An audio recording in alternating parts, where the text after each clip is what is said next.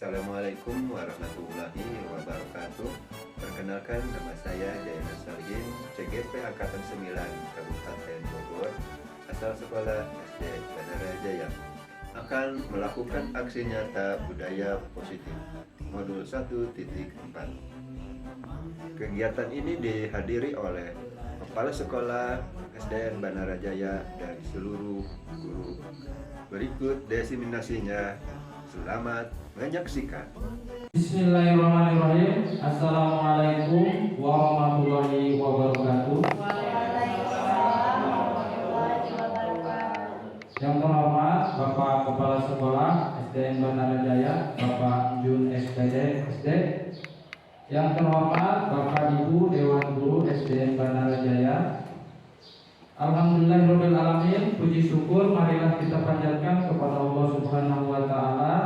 Alhamdulillah pada siang ini kita dapat berkumpul di tempat ini dalam acara diseminasi budaya positif yang akan dipaparkan oleh calon guru penggerak angkatan 9 Bapak Jayana Solihin SPD SD. Tak lupa kita panjatkan sholawat serta salam kepada junjungan kita Nabi besar Baginda Muhammad SAW. Adapun susunan acara pada siang ini, yang pertama yaitu pembukaan, yang kedua yaitu menyanyikan lagu Indonesia Raya, yang ketiga yaitu sambutan dari Bapak Kepala Sekolah, yang keempat yaitu acara inti pemaparan dari calon guru penggerak, dan yang kelima yaitu penutup. Baiklah, marilah kita buka acara siang ini dengan mengucap 8 basmalah bersama-sama. Bismillahirrahmanirrahim. Masuk ke acara yang kedua, yaitu menyanyikan lagu Indonesia Raya. Kepada Bapak dan Ibu guru dimohon untuk berdiri.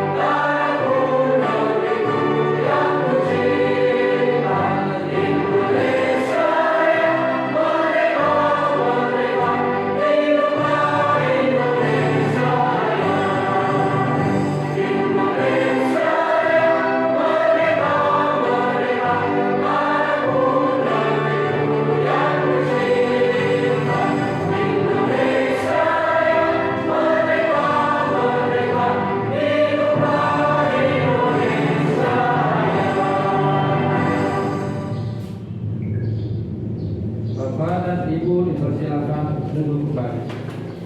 Selanjutnya masuk ke acara yang ketiga, yaitu sambutan dari Bapak Kepala Sekolah SDN Bandara Jaya kepada Bapak Jun SPD SD. Saya persilakan.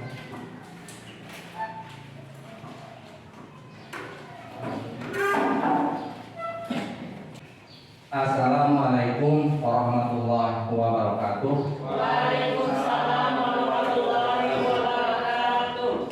Bismillahirrahmanirrahim. Alhamdulillahirabbil alamin. Wassalatu wassalamu ala asrofil anbiya'i wal mursalin wa ala alihi wa sahbihi ajmain. Yang terhormat semua dewan guru SDN Bandara Jaya yang Bapak banggakan, mari kita panjatkan puja-puji dan syukur kehadirat Ilahi Rabbi Allah Subhanahu wa Ta'ala yang alhamdulillah senantiasa kita telah diberikan kenikmatan yang tak terhingga. Salah satunya nikmat kesehatan, sehingga alhamdulillah pada waktu sekarang kita berkumpul ya bersama dalam rangka diseminasi program guru penggerak modul 1 ya. Mudah-mudahan acara hari ini berjalan dengan lancar. Salawat dan salam tercurah kepada junjungan Nabi besar Muhammad Sallallahu Alaihi Wasallam, kepada para sahabatnya, keluarganya, umatnya sampai yaumil akhir. Yang pertama, Bapak mengucapkan terima kasih kepada pimpinan acara yang telah memberikan waktu kepada saya untuk menyampaikan sepatah atau 2 patah kata dalam pelaksanaan kegiatan diseminasi hari ini. Namun sebelumnya saya akan menyampaikan tentang program guru penggerak. Pendidikan guru penggerak adalah program pendidikan kepemimpinan bagi guru untuk menjadi pemimpin pembelajaran. Program ini meliputi pelatihan daring, lokakarya, konferensi, dan pendampingan selama 6 bulan bagi calon guru penggerak. Selama program ini guru tetap menjalankan tugas pengajaran sebagai guru di sekolah bersangkutan. Adapun kerangka desain program guru penggerak, topik utamanya pertama adalah kepemimpinan pembelajaran.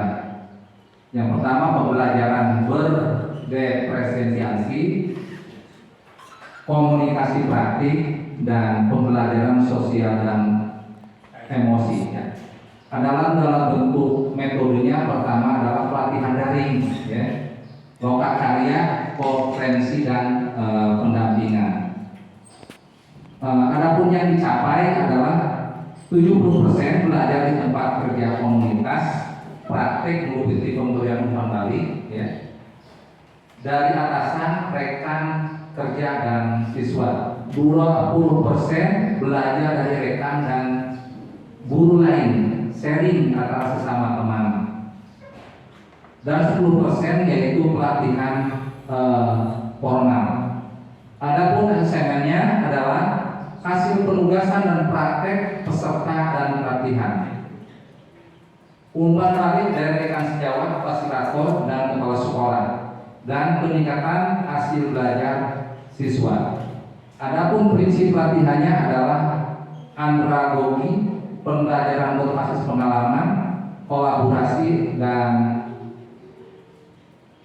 reflektif. Ketercapaiannya pertama adalah paradigma dan visi guru itu sendiri. Capaian pembelajarannya, calon guru penggerak mampu memahami fisiologis pendidikan Ki Hajar Dewantara dan melakukan refleksi kritis atas hubungan nilai-nilai tersebut dengan konteks pendidikan lokal nasional saat ini. Calon guru penggerak mampu menjalankan strategi sebagai pemimpin pelajaran yang mampu mewujudkan sekolah sebagai pusat pembelajaran karakter dan budaya positif. Calon guru penggerak mampu mengembangkan dan mengkomunikasikan visi misi sekolah berpihak pada murid, para guru, pemangku kepentingan. Dan modul keduanya yaitu praktek pembelajaran yang berpihak kepada murid. Modul ketiga, pemimpin pelajaran dan pengembangan sekolah. Dan modul keempat, selebrasi, refleksi, kolaborasi, dan aksi. Nah itu ya program-program guru penggerak ya. Nah saat ini hari ini ya Bapak Ridwan dan Bapak Zainal Solihin nanti akan memaparkan capaian-capaian apa saja ya yang sudah dilaksanakan ya ketika menempuh CGP atau calon guru penggerak. Tentunya yang pertama adalah untuk menggapai perubahan ya, menggapai perubahan tentang strategi pembelajaran di sekolah ya. Tujuan akhirnya adalah untuk mencapai mutu pendidikan yang baik ya. Sekolah ini untuk berkemajuan, berkompetensi ya, berprestasi. Mudah-mudahan ya dengan adanya guru penggerak ini ya semua cita-cita akan tercapai ya. Dan kepada semua rekan yang belum menempuh ya proses calon guru penggerak ini sebagai motivasi lah ya, ikuti semua ya, karena ini program pemerintah yang belum ada sebelumnya. Apalagi sekarang capaiannya itu kan ada P5 ya, proyek penguatan profil pelajar Pancasila. Nah, yang dikedepankan itu kan sekarang moral ya, karakter ya. Apalah siswa cerdas, pintar kalau moralnya becek. Makanya sekarang dimunculkan lagi. Ketika di era tahun 80-an, kurikulum yang dulu itu ada PMP ya. PMP apa tuh? Mata pelajaran Pendidikan Moral Pancasila. Sekarang dimunculkan lagi. Nah, berarti ini pemerintah peduli tentang keberadaan ya generasi muda. Banyak yang pintar, banyak yang cerdas, tapi moralnya. Salah satunya moral bejat adalah ketika di pejabat-pejabat itu ada penyimpangan. Salah satunya adalah korupsi. Nah itu berarti ya sudah melanggar etika, tata krama, moral. Alhamdulillah. Bapak Ibu yang saya hormati ya, alhamdulillah ya di sekolah kita udah ada 3 yang guru penggerak. Nah ini modal, tepuk tangan ya, tepuk tangan ya. Nah ya, mudah-mudahan yang lain menyusul ya, semuanya ikut program guru penggerak. Insya Allah mendukung.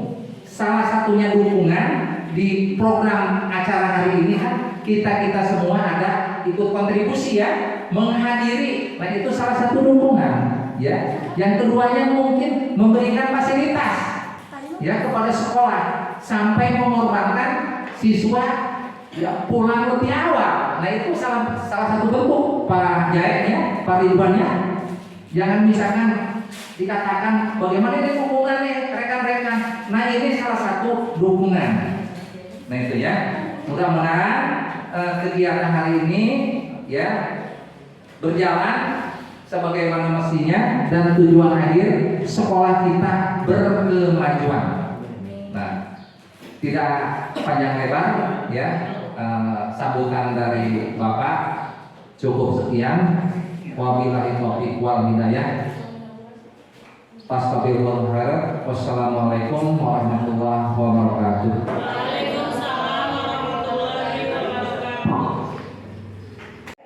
Baiklah, menginjak acara yang keempat, acara inti, yaitu pemaparan tentang diseminasi budaya positif yang akan disampaikan oleh Bapak Zainal Solihin, SPDSD. Kepada Bapak Zainal Solihin sebagai calon guru penggerak, saya persilakan.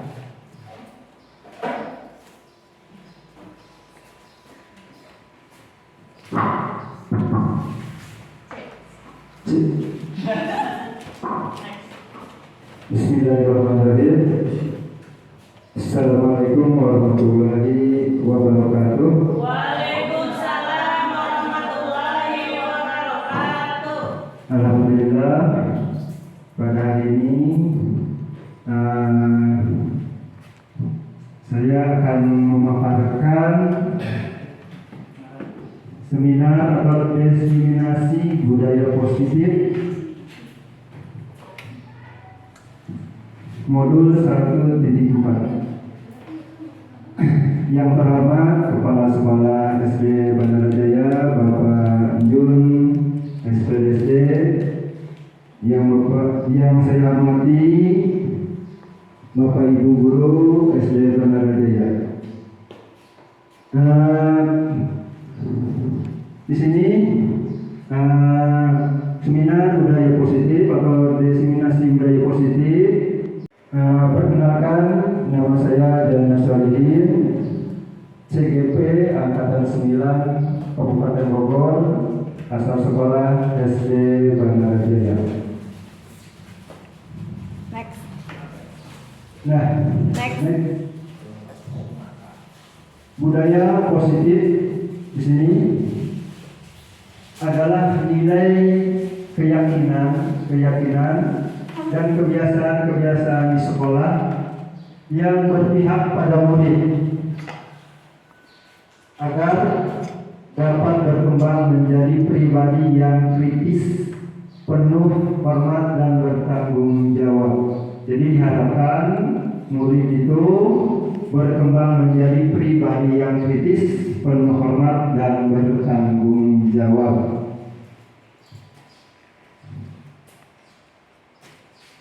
Nah, di antara budaya positif di sini, yang pertama disiplin positif dan nilai kebajikan.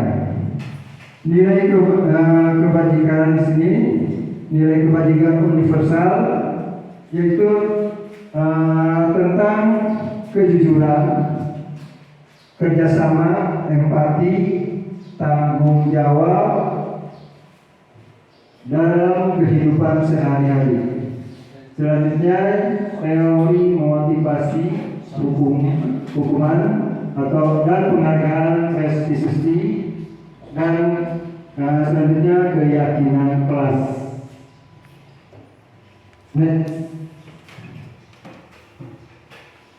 Kebutuhan dasar manusia dan dunia berkualitas.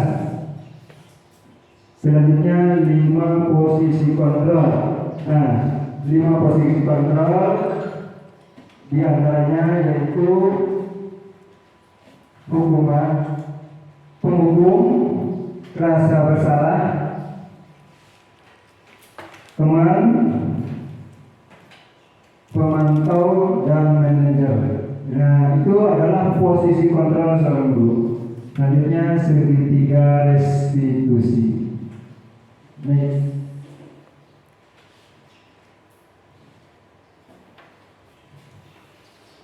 Nilai disiplin positif dan nilai-nilai kebajikan.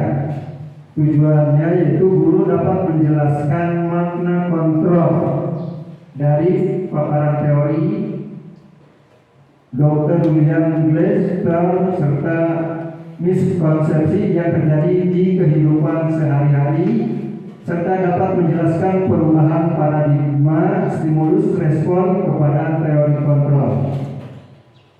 Selanjutnya, guru dapat menjelaskan makna disiplin positif dan mengamati penerapan di lingkungan serta kaitan teori kontrol dengan 3 motivasi perilaku manusia. Selanjutnya, guru menjelaskan pentingnya memilih dan menentukan nilai-nilai kebajikan yang akan diyakini dan disepakati seluruh warga sekolah, sehingga telah tercipta sebuah kebudayaan positif.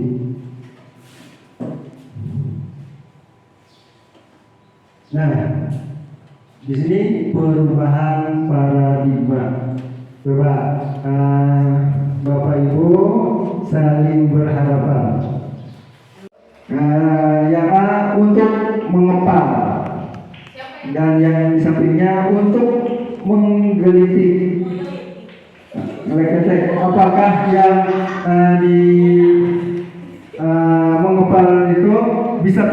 atau tidak? Terserah Bapak Ibu. Coba. Bu Yuni sama Bu Santi. Bu Santi nyalek ketek Bu Yuni. Coba dalam hitungan 5 detik.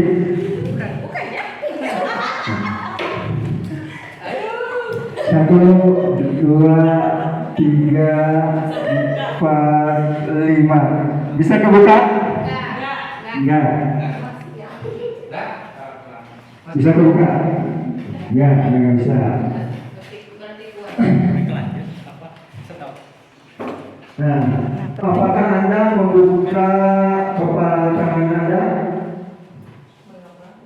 Membuka kan? Tidak. Apa alasannya Anda membuka kepala tangan Anda?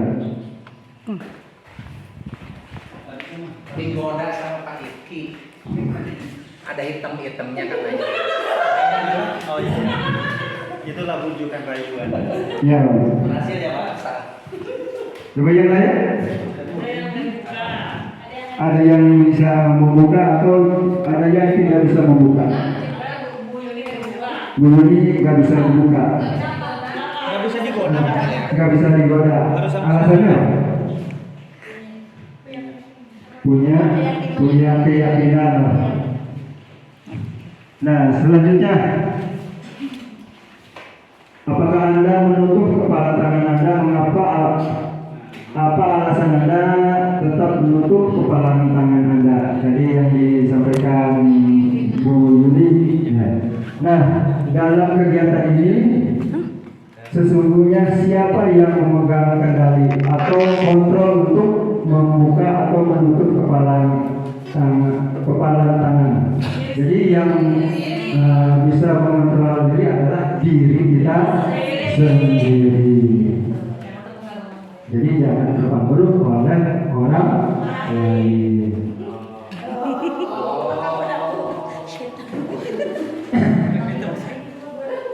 Di sini perubahan paradigma teori kontrol pilihan ilusi kontrol. Teori kontrol ini Dr. William Gleiser.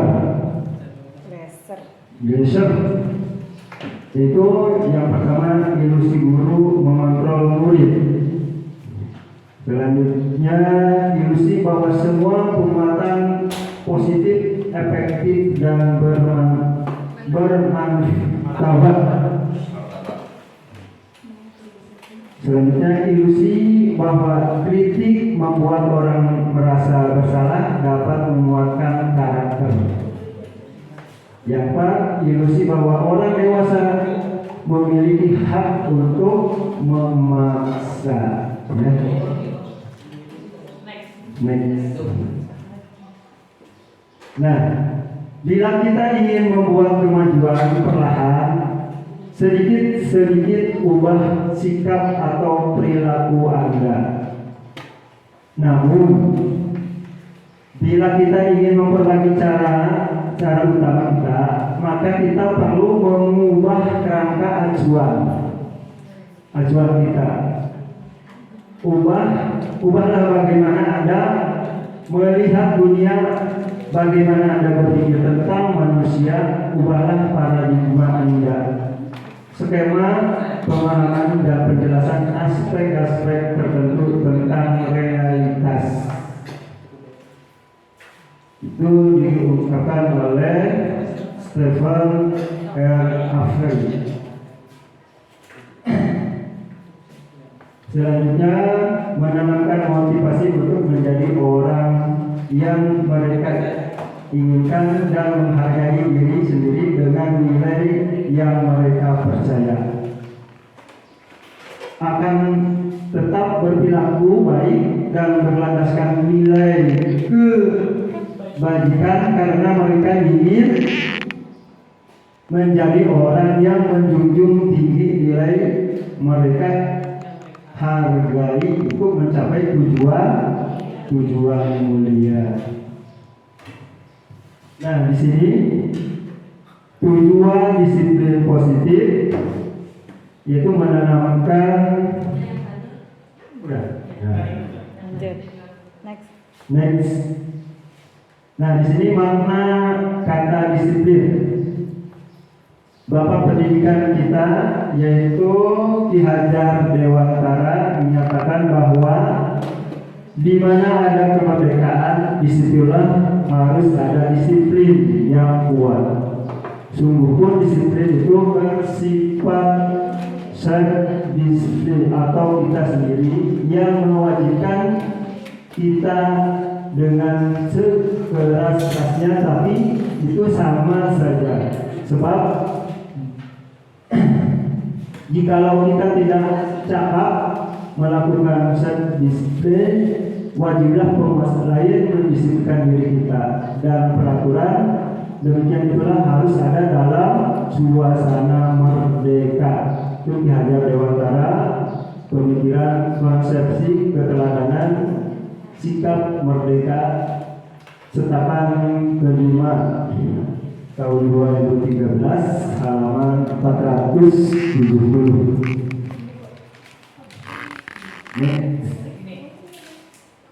Mengikuti destinasi ini, alangkah baiknya kita speaking ya. Mari kita speaking dulu biar tidak tegang. Siap? Bapak Ibu dimohon untuk berdiri.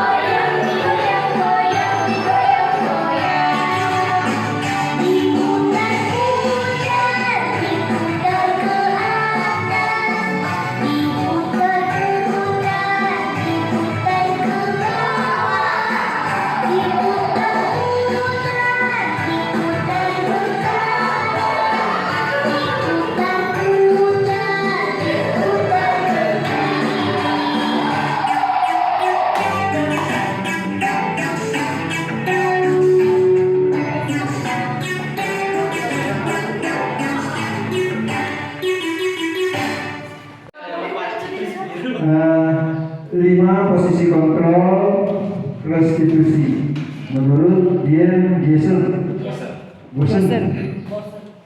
Yang pertama yaitu sebagai penghukum, terus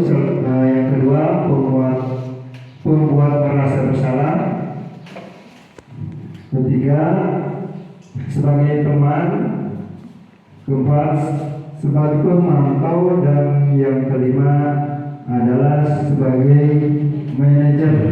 Ya, jadi di sini ada 5 posisi kontrol, ada 5 ya, penghukum, penguat bersalah, teman, pemantau, dan manajer. Next. Nah, penghukum di sini seorang penghukum bisa menggunakan hukuman fisik maupun verbal. Ya, jadi seorang penghukum itu bisa menggunakan hukuman fisik atau maupun verbal.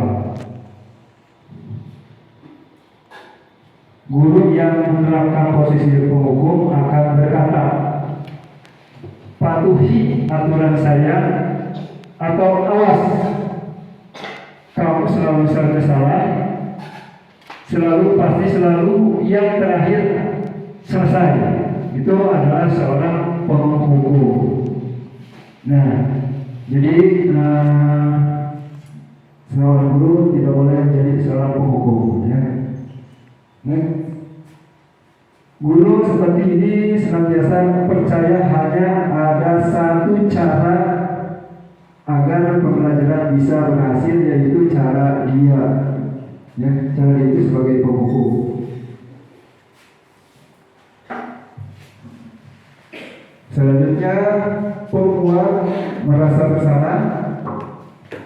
Pada posisi ini biasanya guru akan bersuara lebih lembut. Membuat rasa bersalah akan menggunakan keheningan yang membuat orang lain merasa tidak nyaman, bersalah, atau rendah diri. Kata-kata yang keluar dengan lembut akan seperti, ibu sangat kecewa sekali dengan kamu. Berapa kali Bapak harus memberitahu kamu ya? Gimana coba kalau orang tua kamu tahu kamu berbuat begini? Itu posisi membuat merasa bersalah. Next.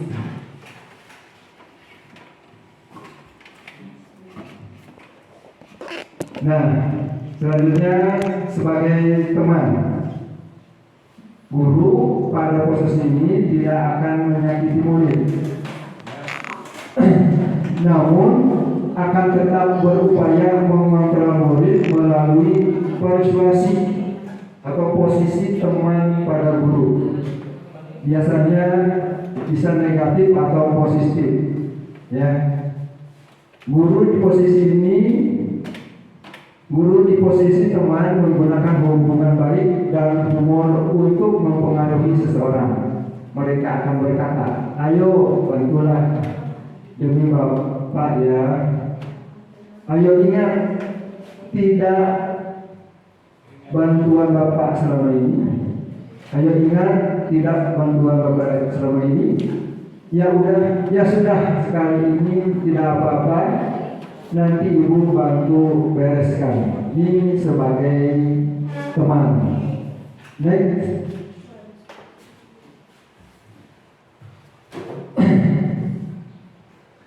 Selanjutnya yaitu sebagai pemantau. Pemantau berarti mengawasi. Pada saat kita mengawasi kita, bertanggung jawab atas perilaku orang-orang yang kita awasi. Posisi pemantau berdasarkan pada peraturan-peraturan dan konsekuensi dengan menggunakan sanksi. Konsekuensi kita dapat memisahkan hubungan pribadi kita dengan murid sebagai seorang menjalankan posisi pemantau. Pertanyaannya biasanya, pertanyaan yang diajukan seorang pemantau, peraturannya apa? Apa yang telah kamu lakukan? Sanksi atau konsekuensi apa? Terus sebagai pemantau. Seorang pemantau sangat mengandalkan penghitungan, catatan, data yang dapat digunakan sebagai bukti atas perilaku seseorang. Nah, yang terakhir yaitu sebagai manajer. adalah posisi di mana guru berbuat sesuatu bersama dengan murid, mempersilahkan murid, mempertanggungjawabkan perilakunya, mendukung murid agar dapat menemukan solusi atas permasalahan sendiri. Nah, seorang manajer akan berkata, apa yang kita yakini? Kembali ke keyakinan kelas. Apa kamu meyakininya? Jika kamu meyakininya, apa kamu bersedia memperbaikinya? Jika kamu memperbaiki ini, hal ini menunjukkan apa tentang dirimu? Apa rencana kamu untuk memperbaiki hal ini? Nah, seperti yang saya praktekkan di kelas 6, seperti ada yang kemarin yang mencontek, ya, dipanggil ke kantor.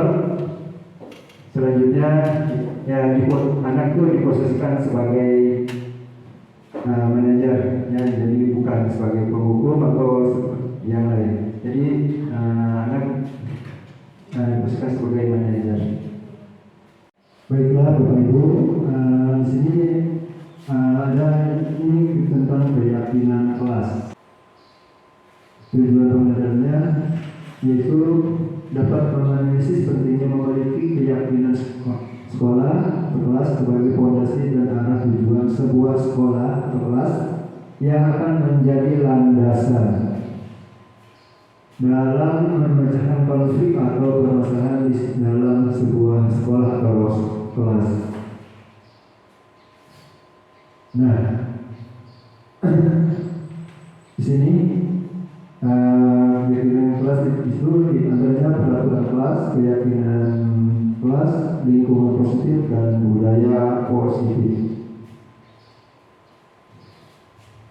Keyakinan kelas yaitu bersifat abstrak daripada peraturan yang lebih rinci dan konkret. Selanjutnya berupa pernyataan universal, senantiasa dibuat dalam bentuk positif. Keyakinan kelas hendaknya tidak terlalu banyak sehingga mudah diingat dan dipahami oleh semua warga kelas. Selanjutnya, sebaiknya sesuatu yang dapat diterapkan di lingkungan tersebut, seperti di sekolah, di SDN Bandung Jaya. Semua warga kelas hendaknya ikut berkontribusi dalam pembuatan keyakinan kelas lewat kegiatan curah pendapat. Nah, prosedur pembuatan keyakinan kelas: mempersilakan warga sekolah atau murid di sekolah untuk bersuara pendapat tentang peraturan yang perlu disepakati di sekolah atau di kelas. Mencatat semua masukan para murid warga sekolah di papan tulis atau di kelas besar atau kertas ukuran poster, di mana semua anggota kelas warga sekolah bisa melihat hasil curah pendapat tersebut. Susunan keyakinan kelas sesuai prosedur pembentukan keyakinan sekolah atau kelas. Gantilah kalimat-kalimat dalam bentuk negatif menjadi kalimat positif. Kalimat negatifnya contohnya, jangan berlari di kelas atau koridor. Itu diganti dengan kalimat positif. Kalimat positifnya seperti ini: berjalanlah di kelas atau koridor. Selanjutnya, tinjau kembali daftar curah pendapat yang sudah dicatat. Tinjau ulang keyakinan sekolah atau kelas secara bersama-sama. Sebaiknya keyakinan sekolah atau kelas tidak terlalu banyak, biasanya bersekitar antara 3 sampai 7 prinsip keyakinan kelas.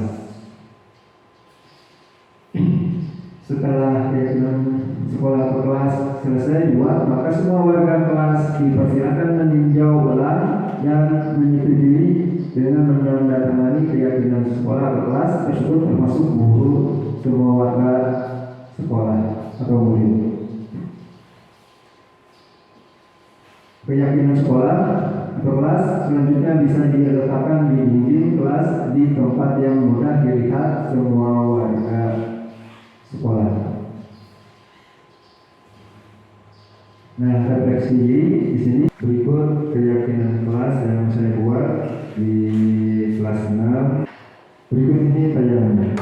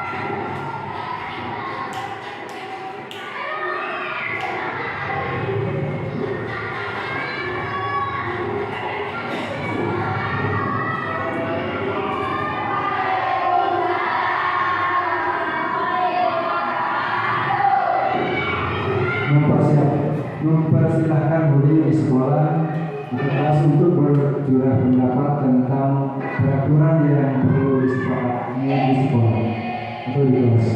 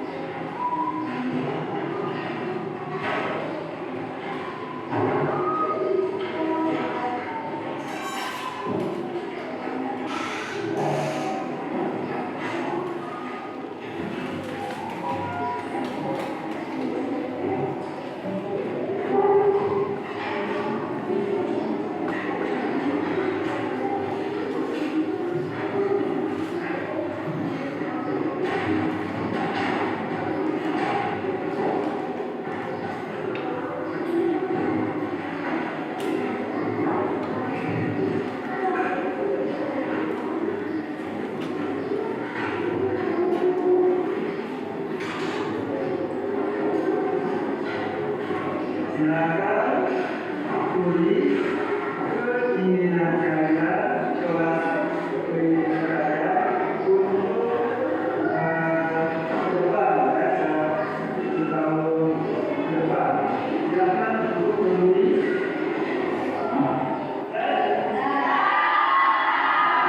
Kalau sudah, silakan untuk menempel keyakinan atau keinginan kelas kalian di papan tulis.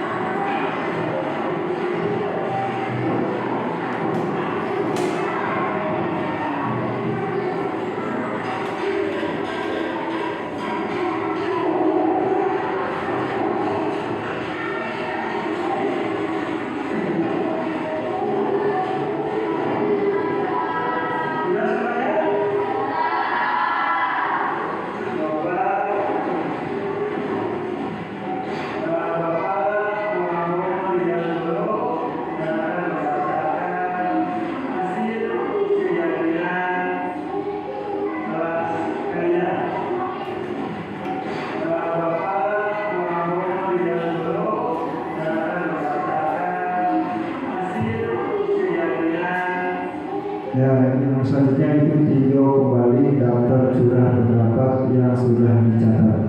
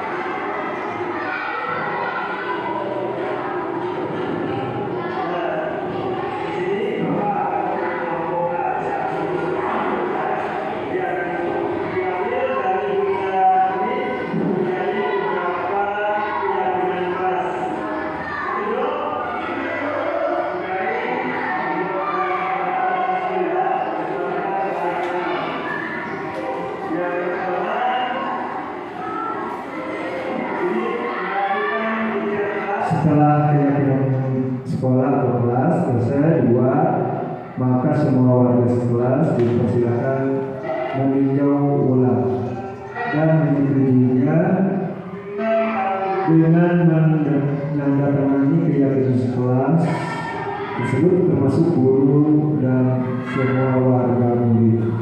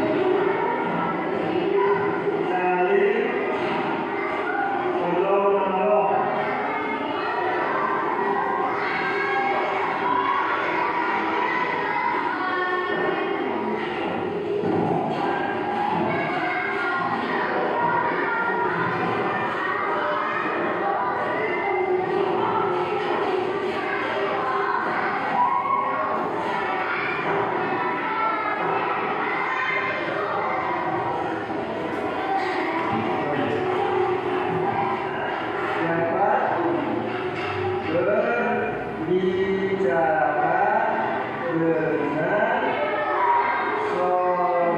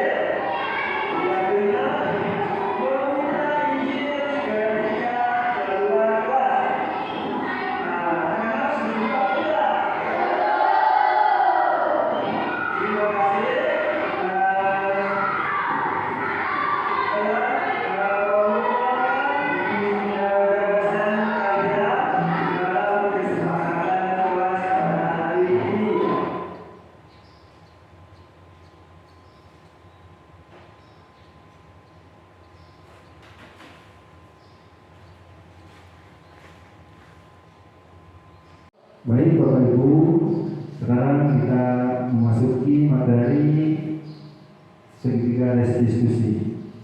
Restitusi adalah proses menciptakan kondisi bagi murid untuk memperbaiki kesehatan mereka sehingga mereka bisa kembali pada kelompok mereka dengan karakter yang lebih kuat. Itu menurut Motion tahun 2004. Merupakan proses kolaboratif yang mengajarkan murid untuk mencari solusi untuk masalah mereka dan membantu murid berpikir tentang orang seperti apa yang mereka inginkan dan bagaimana mereka harus memperlakukan orang lain.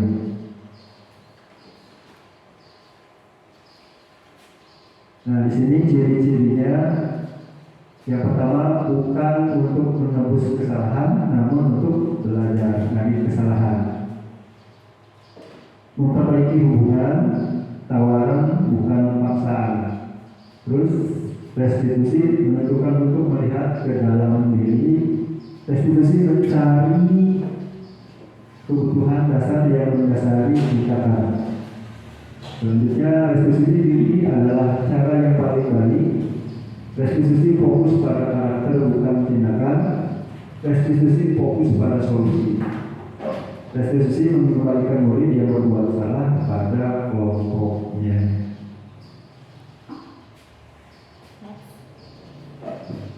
Next.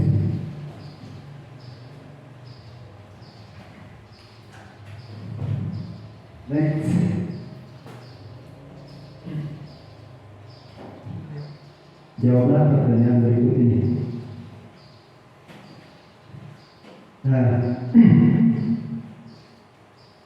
Bapak Ibu, berikut ini demonstrasi yang saya lakukan di kelas 6.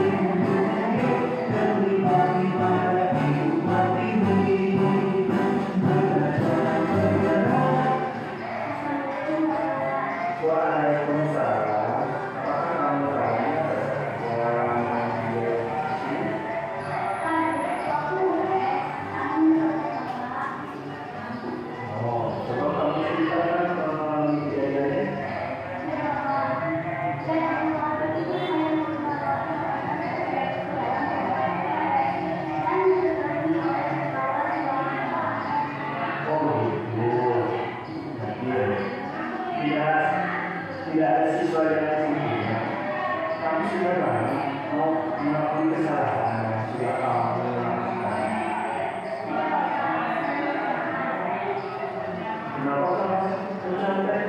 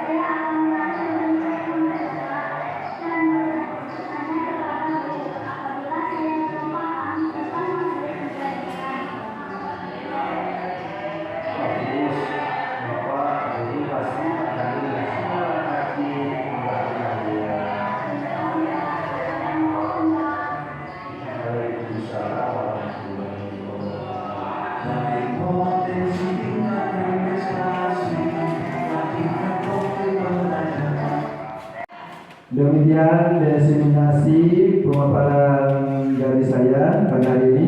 Kurang lebihnya mohon maaf. Wassalamualaikum warahmatullahi wabarakatuh.